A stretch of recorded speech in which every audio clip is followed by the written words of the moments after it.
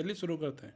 तो सबसे पहले आपको जो NSDL का पोर्टल है NSDL CRA, तो उसकी साइट पे आपको जाना है और उसमें आपको जो इसका अकाउंट है आपका उसमें लॉगिन कर लेना है। इसके बाद कुछ इस तरह का जो आपका डैशबोर्ड है वो खुलता है। यहाँ पर आपका पैन कार्ड नंबर लिखा होता है। तो सबसे पहले हमें जो डैशबोर्ड है वहाँ पर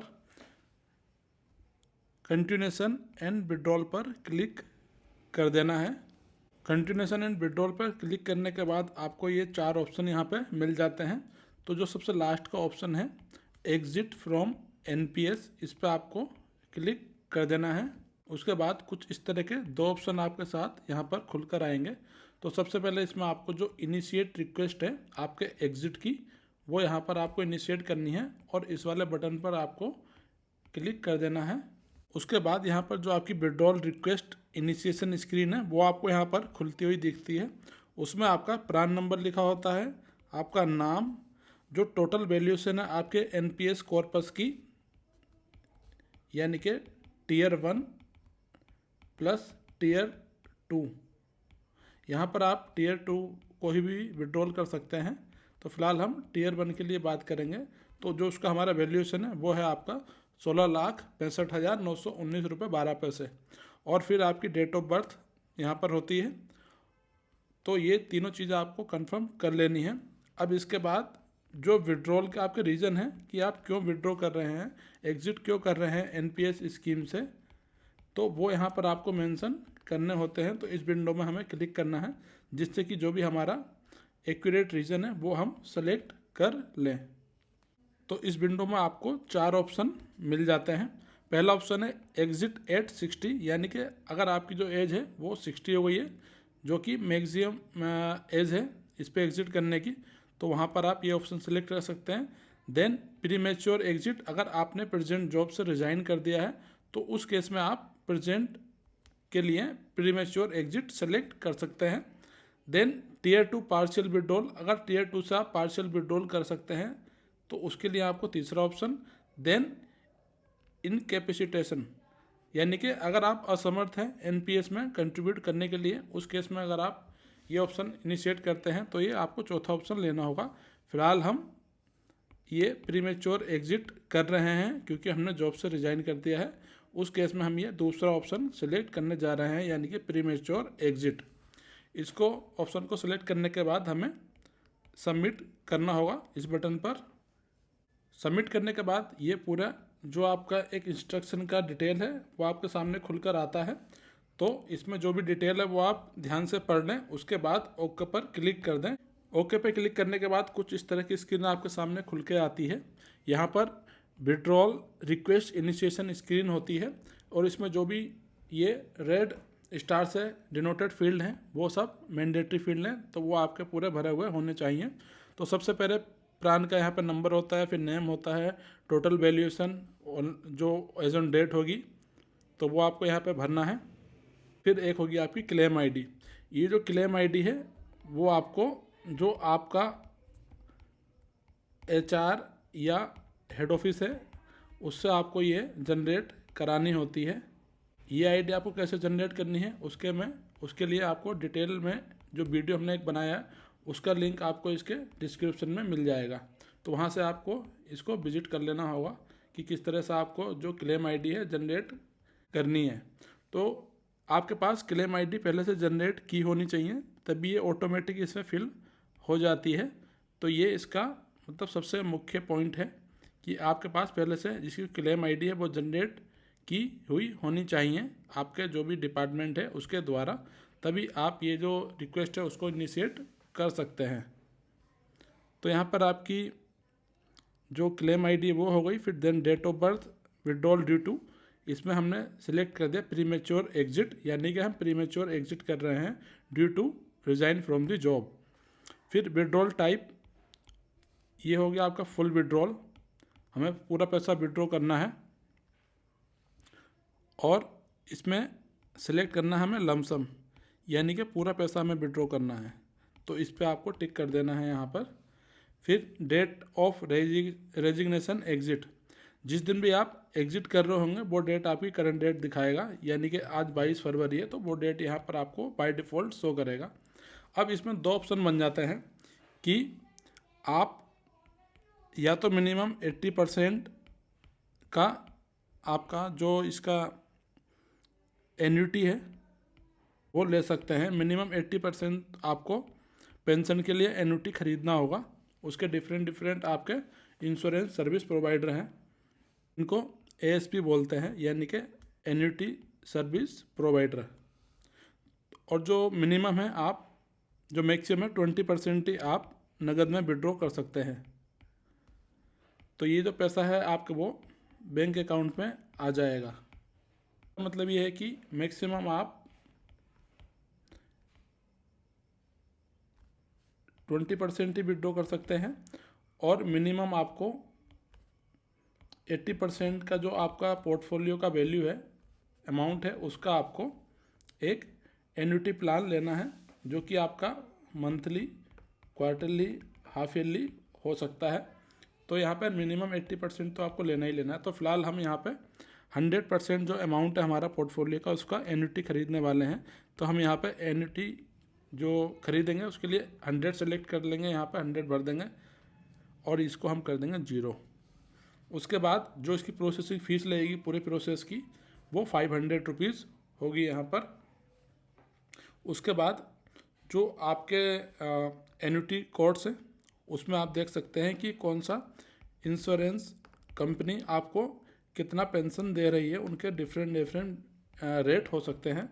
तो इसके लिए आपको इस ऑप्शन पे क्लिक कर देना है और उसी के अकॉर्डिंग आपको जो आपकी एएसपी यानी कि annuity service provider insurance company है उसका सिलेक्शन करना है। चलिए इस पे हम टिक कर देते हैं। तो ये जो भी कंपनी इम्पेनल्ड है एनएसडीएल के साथ for NPS ASP annuity service provider, उनके यहाँ पर आपको नाम आ जाएंगे। फिर उनकी जो डिफरेंट स्कीम है वो आपको यहाँ पर दिखेगा। एन्युटी सर्विस प्रोवाइडर ये आपके डिफरेंट कंपनी है। इसके बाद इसमें कई सारे ऑप्शन आपको मिल जाएंगे। सबसे पहले रिटर्न ऑफ प्राइस, यानी कि जितने रुपए की आपने एन्युटी खरीदी है वो आपको इस ऑप्शन में वो आपको रिटर्न हो जाता है। इसमें रिटर्न नहीं होता है। तो सबसे पहले एन्युटी फॉर लाइफ, जब तक आप जिंदा हैं तब तक आपको इसमें जो भी तयशुदा पेंशन है यहाँ पर गारंटेड वो आपको मिलती रहेगी, मंथली, हाफ ईयरली, जो भी आप सेलेक्ट करते हैं। तो फिलहाल आपने मंथली किया है तो ये जो पेंशन है वो मंथली आपको शो करेगा। तो बात करें तो इन सब में सबसे ज़्यादा जो पेंशन दे रहा है फिलहाल के लिए वो दे रहा है हमारा आपका HDFC life insurance with annuity life joint life, यानी कि जो एन्युटी खरीद रहा है उसके मरने के बाद जिसको पेंशन मिलेगी उसको हम ज्वाइंट लाइफ एन्युटी बोलते हैं। यानी कि एक मान ली हस्बैंड पेंशन खरीद रहा है, अगर वो कल के दिन मर जाता है तो उसकी पूरी पेंशन उसकी वाइफ को ही मिलती रहेगी जब तक वो एक्सपायर होगी। तो उस केस में ये ऑप्शन आपको दूसरा वाला सेलेक्ट कर लेना है। जब आप सबमिट बटन पर क्लिक करते हैं तो ये डिटेल आपके सामने पॉपअप हो जाती है। इसमें आपकी सारी डिक्लेरेशन होती हैं और किस तरह से आपको प्रोसीजर है वो आपका यहाँ पर लिखा होता है। तो हम इस पर ओके क्लिक कर देते हैं। ओके क्लिक करने के बाद जो स्क्रीन है इस तरह से खुलकर आपके सामने आ जाती है। इसमें आपका प्रान नंबर, क्लेम आईडी, जो भी आपने डिटेल भरी है वो यहाँ पर ऑटोमेटिक फिल होकर आ जाती है। देन आपके जो आपकी वैल्यू है पोर्टफोलियो की वो आ जाती है। हमने यहाँ पर 100% किया था वो आपका यहाँ पर आ जाएगा बाय डिफ़ॉल्ट। देन आपका डेट ऑफ एनएबी कौन सी कंसीडर होगी, आज है 22 फरवरी, तो जो भी 21 तारीख की एनएबी होगी यानी कि नेट असेट वैल्यू होगी पर यूनिट के पेंशन की जो है वो यहाँ पर कंसीडर होगी। यानी कि 21 तारीख की जो भी आपको वैल्यूएशन होगी आपके पोर्टफोलियो की यहाँ पर वो कंसीडर होगी फॉर कैलकुलेशन ऑफ आपकी मंथली इनकम। और ये पैसा आपका जाएगा सीधे आपके एएसपी को, annuity service provider insurance company को। तो हम जो सिलेक्ट करने वाले हैं वो करने वाले हैं HDFC, क्योंकि हमारे हिसाब से उसी का प्रीमियम सबसे ज़्यादा है। जो आपका मैरिटल स्टेटस है वो है आपको सेलेक्ट यहाँ से कर लेना है। उसके बाद जो दूसरा पोर्शन है इस पर्टिकुलर पॉपअप का वो उसमें आपका valuation as on date of resignation और एग्जिट और इतना आपको जो इसका अमाउंट है वो मिलेगा और वो आपका इन्वेस्ट हो जाएगा by ASP annuity service provider, और उसके हिसाब से आपको मंथली, हाफ ईयरली या क्वार्टर जो भी पेंशन आप सेलेक्ट करेंगे उसके हिसाब से आपको मिलेगी। देन यहाँ पे आपको सेलेक्ट करना है क्या आपका स्टेटस है, और यहाँ पर आपका जो मदर हैं वो अलाइव हैं तो उनका पूरा डिटेल आ जाएगा, फादर अलाइव हैं तो उनका पूरा डिटेल आ जाएगा यहाँ पर, और जो आपके चिल्ड्रन हैं, चिल्ड्रन 1, चाइल्ड 1, चाइल्ड 2, चाइल्ड 3, इनका पूरा डिटेल आपको यहाँ पर भर देना है। इसमें इनका जो आपका नाम, age, PAN number, date of birth, इस तरह से जो भी डिटेल है वो आपको यहाँ पर डाल देनी है। और उसके बाद पेंशन की फ्रीक्वेंसी हमें सेलेक्ट करनी है। इसमें आपको 3 ऑप्शन मिलते हैं, एक आपका मंथली यानी कि जो पेंशन है आपको वो मंथली मिले, फिर आपका क्वार्टरली वो क्वार्टरली मिले, हाफ ईयरली फिर आपको हाफ ईयरली मिले। तो हम यहाँ पे मंथली सेलेक्ट करने वाले हैं। मंथली सेलेक्ट करने के बाद इस बटन पर आपको क्लिक करना है। इसमें जो भी आपके एएसपी यानी कि एन्युटी सर्विस प्रोवाइडर होंगे वो आपको सेलेक्ट करने होंगे। तो हम यहाँ पे HDFC सेलेक्ट करने वाले हैं, HDFC लाइफ। तो चलिए सेलेक्ट कर लेते हैं इसको। हम बाकी डिटेल भर चुके हैं जो हमने बताया था अभी। उसके बाद जो आपका एन्युटी सर्विस प्रोवाइडर है, जब यहाँ पर आप टिक करेंगे तो ये आपके सामने एक विंडो खुल के आएगी। इसमें हमने सेलेक्ट करा है आपका HDFC लाइफ। देन स्कीम का नाम आपको सेलेक्ट करेंगे, कौन से ऑप्शन में आप जाना चाहते हैं, जो हमने अभी डिस्कस किया था। तो ये ऑप्शन आपके साथ खुल के आते हैं। तो हम सेलेक्ट करने वाले हैं ये ऑप्शन आपका, और इसके बाद जो भी आपका बेनिफिशियरी का नाम है वो यहाँ पर ऑटोमेटिक शो होगा। रिलेशन विद सब्सक्राइबर सेल्फ हम खुद के लिए ख़रीद रहे हैं। देन आपको सबमिट पर यहाँ पर टिक कर देना है। सबमिट करने के बाद कुछ इस तरह की जो डिटेल है वो आपके सामने आती है। जो भी डिटेल आपने भरी अभी तक उसको आपको कंफर्म करना होता है। यहाँ पर सब्सक्राइबर की डिटेल भरी होती है, इसको आपको कंफर्म करना है। देन आपके जो अमाउंट टू बी इन्वेस्टेड वो यहाँ पर लिखा होता है, और हमने सेलेक्ट किए यहाँ पर HDFC life insurance company limited, और एन्युटी का जो ऑप्शन है वो अपने 100% के लिए चुना है। यानी कि जो भी ये अमाउंट है वो पूरे अमाउंट की हम एक एन्युटी खरीदेंगे बाय एन्युटी सर्विस प्रोवाइडर, जो कि हमारी है HDFC लाइफ। देन उसके बाद आपका डेट ऑफ रेजिग्नेशन या एग्ज़िट वो हमारी रहने वाली है 22 फरवरी, क्योंकि आज है 22 फरवरी, हम उसी दिन ये प्रोसेस इनिशिएट कर रहे हैं। देन ASP विड्रॉल डिटेल, यानी कि जो आपका इतने अमाउंट का आपका एन्युटी खरीदा जाएगा। जो आपका ASP है वो है आपका HDFC लाइफ इंश्योरेंस, और 100% की हमने एन्युटी खरीदनी है। बेनिफिशियरी नाम वो आपका यहाँ पर शो होगा। देन रिलेशन वो आपका शो होगा। देन सब्सक्राइबर करस्पॉन्डेंस एड्रेस, तो यहाँ पे आपको ये देख लेना है आपका जो भी एड्रेस है कम्युनिकेशन वो यहाँ पर आपको ढंग से चेक कर लेना है। देन आपको प्रोसीड पर क्लिक कर देना है। उसके बाद जो आपकी सब्सक्राइबर की बैंक डिटेल है वो यहाँ पर आपको शो होती है। ये बैंक डिटेल आप आसानी से वेरीफाई कर सकते हैं, क्योंकि इसमें पूरी डिटेल आपको दी होती है। इसको आप अच्छे से देख लें एक बार, क्योंकि बैंक नंबर अगर गलत है तो आपकी जो पेंशन है वो आने में प्रॉब्लम हो सकती है। इसमें पूरा डिटेल सही होना चाहिए, पर्टिकुलरली बैंक का IFSC कोड, देन माइकर कोड और अकाउंट नंबर, ये आप अच्छी तरह से वेरीफाई कर लें। और जो भी ट्रांजैक्शन होंगे वो इलेक्ट्रॉनिक होंगे। फिर आपका जो मोबाइल नंबर है वो बिल्कुल करेक्ट यहाँ पे होना चाहिए। उसके बाद जो आपका अल्टरनेट मोबाइल नंबर है वो यहाँ पर शो होगा अगर आपने दिया है तो। देन आपकी ईमेल आईडी, सारे नोटिफिकेशन उसी पर आएंगे। देन आपका पैन नंबर। तो यहाँ पर जो आपका अकाउंट है यहाँ से आप बटन पर क्लिक करेंगे टू वेरीफाई दिस अकाउंट। तो जो अकाउंट है उसमें कुछ एक छोटा सा अमाउंट क्रेडिट होगा, वो जनरली 1 रुपया होता है। तो जैसे ही वो क्रेडिट होगा ये बटन आपका हाइड हो जाएगा और इसमें एक मैसेज आएगा, your bank account has been verified. जब ये वेरीफाई हो जाए तो आप यहाँ पर कंफर्म एंड प्रोसीड पर क्लिक कर दें। अब इसके बाद कुछ इस तरह की स्क्रीन आपके सामने खुल के आ जाती है। यहाँ पर ये पूछ रहा है कि जो आपका नॉमिनी है उसका आप डिटेल को एडिट करना चाहते हैं तो ये आपको ओके करना है, या फिर आप एक बार इससे विजिट भी कर सकते हैं। आपको यहाँ पर ओके पे क्लिक कर देना है। तो ये जो भी आपका बाय डिफ़ॉल्ट नॉमिनी पड़ा हुआ है उसका डिटेल यहाँ पर आ रहा है। इसको चाहें तो आप एडिट भी कर सकते हैं, अगर नहीं करना है तो आप नहीं भी करें, वो आपकी इच्छा है। तो यहाँ पर आपका फर्स्ट नेम आ जाएगा नॉमिनी का, रिलेशनशिप ये मैंडेटरी फील्ड है, देन माइनर मेजर, उसका date of birth, percentage of share आप कितना देना चाहते हैं। इसमें आप एक से ज़्यादा भी नॉमिनी रख सकते हैं, 1, 2, 3, और इनका भी आप जो परसेंटेज शेयर है वो डिसाइड कर सकते हैं। यानी कि मान लीजिए 20%, 40%, 40%, इस तरह से भी आप जो शेयर हैं वो डिसाइड कर सकते हैं और यहाँ से आप नॉमिनी ऐड कर सकते हैं। तो इस पर्टिकुलर केस में आप एक से ज़्यादा नॉमिनी भी रख सकते हैं। देन अगर आपका जो नॉमिनी है वो माइनर है तो उस केस में आपको एक गार्जियन इसमें नियुक्त करना होगा। उस गार्जियन का यहाँ पे नाम, लास्ट नेम और नॉमिनी का एड्रेस आ जाएगा पूरा यहाँ पे। तो मैक्सिमम फील्ड को आप भर दें जिससे कि फ्यूचर में आपको प्रॉब्लम ना हो। देन आपको कंफर्म पर क्लिक कर देना है। उसके बाद जो आपकी स्क्रीन है कुछ इस तरह की खुल के आएगी। यहाँ पर ये आपसे कुछ डिक्लेरेशन लेगा।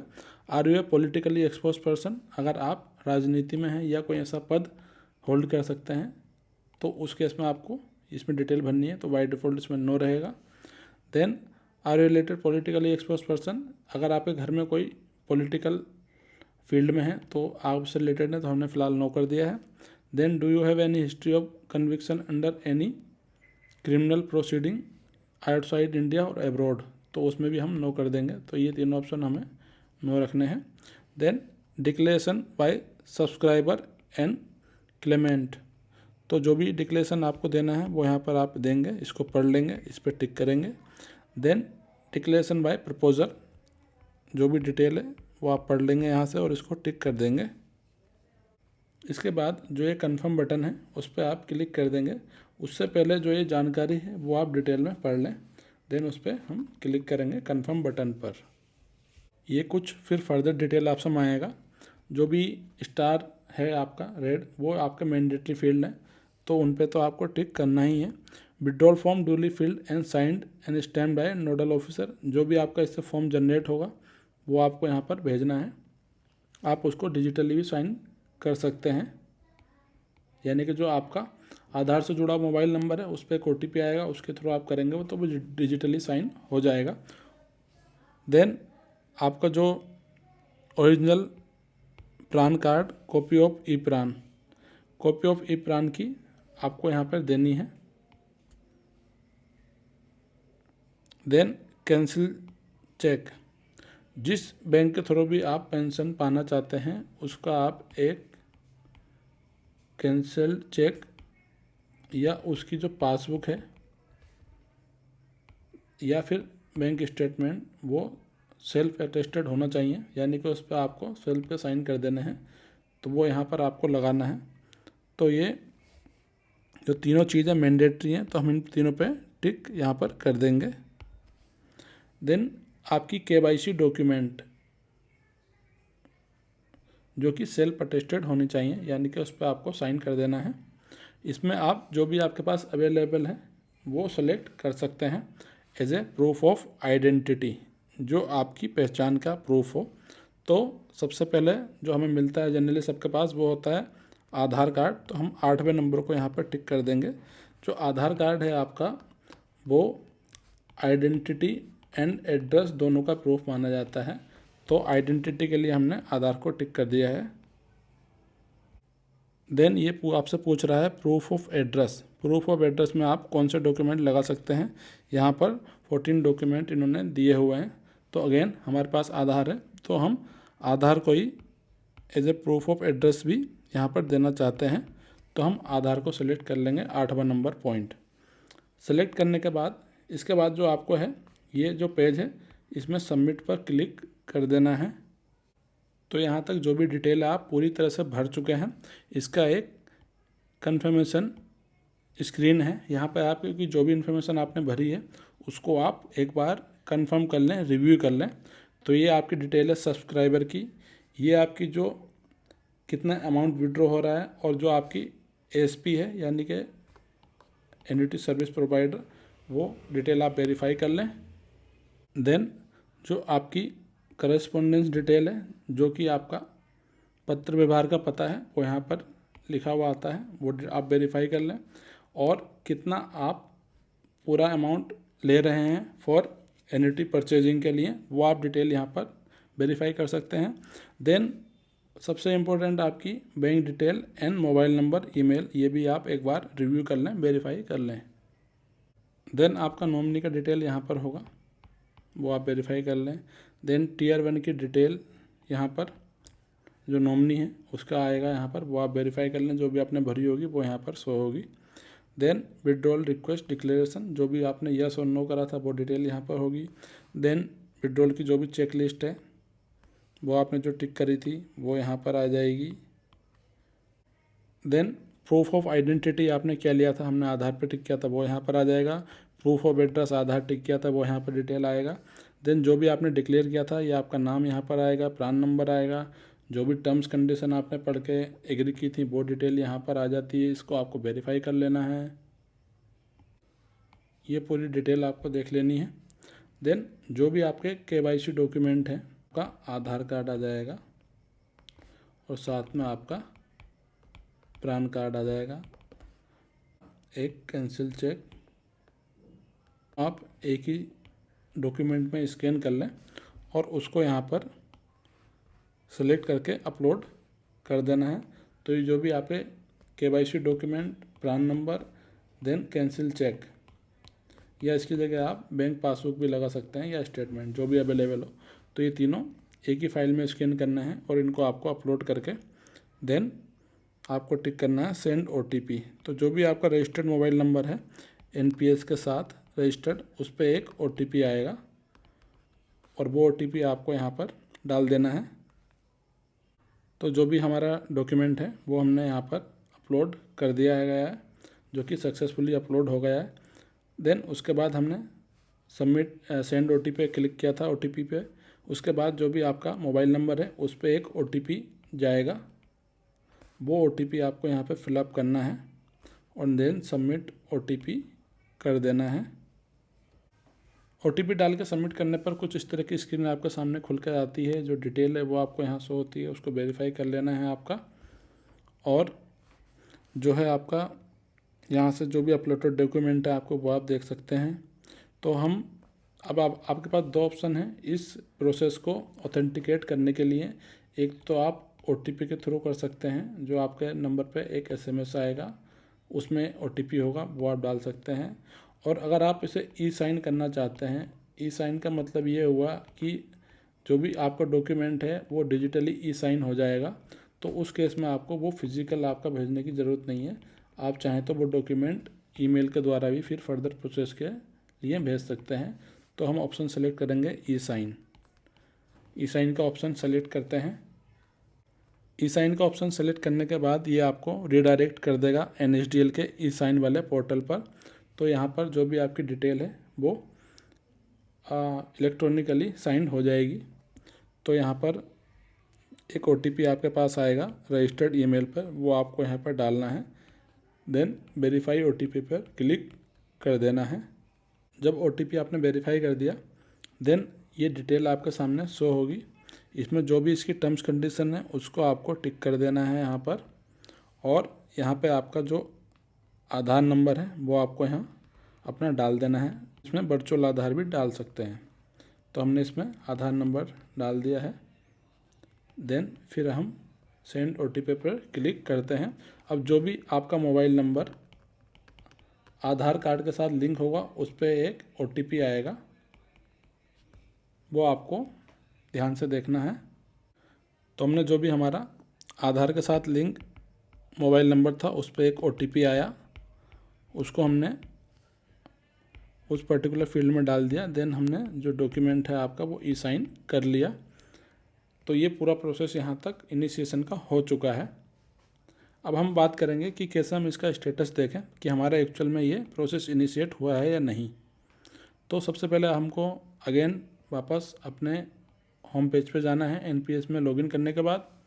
देन कंटिन्यूएशन एंड विड्रॉल, उसका चौथा ऑप्शन है एग्जिट फ्रॉम NPS। शुरू में तो हमने ये प्रोसेस इनिशिएट किया है, अब हम इसका स्टेटस देखना चाहते हैं, तो इस पर्टिकुलर बटन पे या फील्ड पे हमें क्लिक कर देना है। तो इस तरह का जो आपका विड्रॉल रिक्वेस्ट स्टेटस है वो यहाँ पे शो हो जाता है, यानी कि जो हमारा विड्रॉल का रिक्वेस्ट है वो इनिशिएट सक्सेसफुली हो चुका है।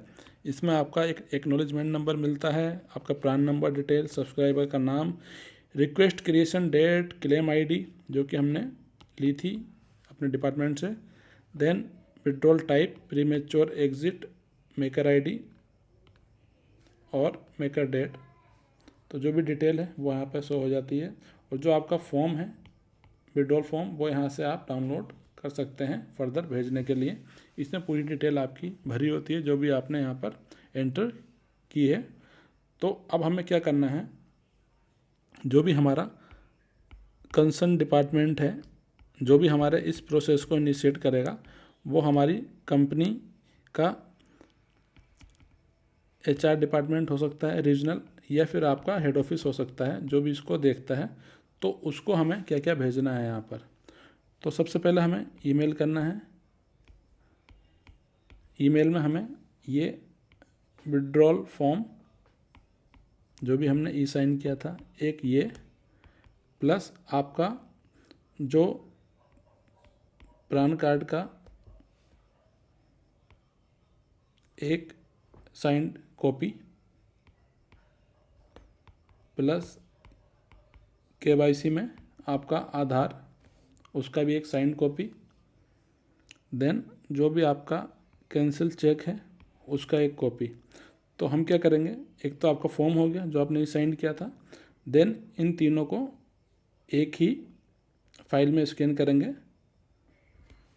और यहाँ पे आपका फॉर्म प्लस जो ये हमने स्कैन करा था